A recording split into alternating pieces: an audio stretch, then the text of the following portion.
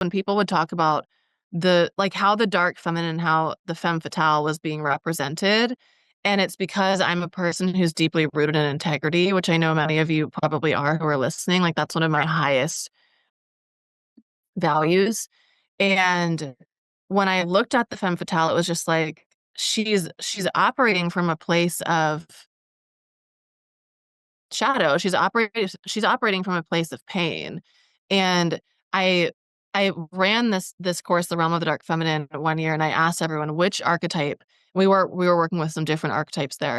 And I asked everyone, what is the archetype that you feel the most resistance towards? And everyone, like 98% of people said the or they said the high seductress because they thought it was the femme fatale. So I sat in the records and I was like, tell me about this. What's this about? Like, why is everybody feeling so resistant to the seductress energy? And this was before I coined it the high seductress, actually. So just the seductress energy was what people were feeling like resistant to or scared to step into. And what my guides told me was because if you're deeply rooted in integrity, you don't want to be using seduction as a way to hurt other people. The Mm. definition of the femme fatale is essentially a woman who is getting pleasure from hurting other people, from hurting other men, from using her power to hurt others. And there's the femme fatale also, I wanna say, like, this emanation of the dark feminine, a lot of the way the dark feminine has been taught is just with that energy, where it's like, okay, learn these seduction techniques so that you can get whatever you want, no matter how it affects someone else. And that's where the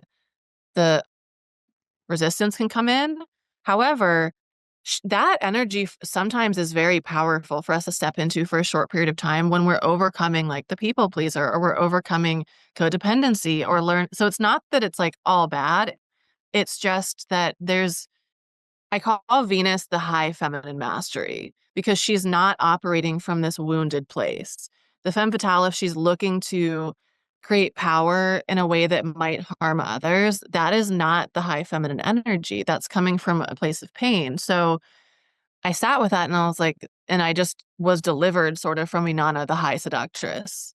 And how does the high seductress operate? She knows how to work with all of the depth of her power. And you guys can't see this, but I have my hands like down at the ground, like the deep, dark, underworld, primordial power that is raw and ravenous and fierce and like also soft and also, all of the different things.